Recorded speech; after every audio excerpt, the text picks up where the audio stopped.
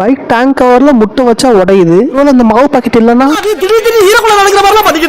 Hello guys consistency challenge டே 14. Morning ஒரு அற்புதமான சம்பவம். இன்னைக்கு வழக்கம் போல நம்ம முட்டையை உடச்சு தான் வாங்கிட்டு வந்தோம். ஸோ காய்கறிக்கு உடைக்க கூடாதுன்னு வாங்க எனக்கு கையோட பைக் டேங்க் கவர்ல வச்சுட்டேன். அதுக்கப்புறம் இந்த மாவு பாக்கெட்டை வெளியே வச்சு தான் கொண்டு வந்தேன். இப்படி பண்ணி இந்த முட்டை உடஞ்சிருச்சு. மொத்தத்தில் பைக் டேங்க் எவ்வளவு ஸ்ட்ராங்கா இருக்குது இருந்து பில்ட் குவாலிட்டி தெரியுது. ஒருவேளை எனக்கு மட்டும் தான் இப்படி தோணுதா? பைக் டேங்க் கவருக்குள்ள வச்சனால முட்டை உடஞ்சிச்சு. ஒருவேளை இந்த மாவு பாக்கெட் இல்லைன்னா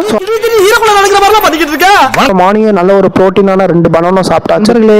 வாழ்க்கையிலே நான் நினைச்ச உடனே வாங்குறதுனா அது இந்த பிரஷ் தான். ஸோ அதை சந்தோஷமா அன்பாக்ஸ் பண்ணிட்டு வீட்டுக்கு வந்திருக்கோல என்ன சாப்பாடுன்னு பார்த்துல நல்லெண்ணெய் மிதக்க மிதக்க சிக்கன் கொதிக்க கொதிக்க நல்லா சுட சுட சிக்கன் கிரேவி ரெடி ஆயிடுச்சு. ஸோ அதை ஒரு பிளேட்ல எடுத்து ராவா சாப்பிட்டே பாருங்க, சும்மா தரமா இருந்துச்சு டேஸ்ட். அதுக்கப்புறம் நெக்ஸ்ட் ரவுண்டு ரைஸ் வச்சு தான் சாப்பிட்டோம். Chicken gravy white rice combo தரமா இருந்துச்சு. சிக்கன் கிரேவி இந்த ஒயிட் ரைஸ் காம்போ ஆக்சுவல் லைஃப்ல வந்து இப்படி ஒரு சாப்பாடு சாப்பிடுவோம் இருக்கு தெரியுமா? அப்புறம் டுடே ஓட்டர் ஐடி அப்ளை பண்ணலான்னு வீட்டு சைடு முகாம் போட்டிருந்தாங்க. சரி ஓட்டர் ஐடி அப்ளை பண்ணலான்னு 2 போட்டோ 2 ஆதார் கார்டு எல்லாம் கொண்டு வாப்பா அப்படின்னாங்க. நானும் கொண்டு போனா இவன் அப்ளை பண்றது இல்லப்பா, அது அடுத்த வாரம் தான் வரும் போப்பான்னு அனுப்பிச்சு விட்டாங்க. அப்படியே கொஞ்சம் பைத்தான் ரீகால் பண்ணலாம் அப்படின்னு பைத்தான்ல இன்னைக்கு நம்ம என்ன டாபிக் கவர் பண்ணிக்கலாம். ஃபங்க்ஷன் டாபிக் தான். ஃபங்க்ஷன் டாபிக் நம்ம ஃபுல்லா முடிச்சிட்டோம். ஸோ நைட் அப்புறம் சுட சுட பால் ஆவி பறக்க டம்ளர் கொதிக்க இருந்துச்சு. ஸோ அதை குடிச்சிட்டு நைட்டு தூங்கியாச்சு. இன்னைக்கு டே இப்படி தான் முடிஞ்சு. நெக்ஸ்ட் வீடியோ பார்க்கலாம். தேங்க்யூ.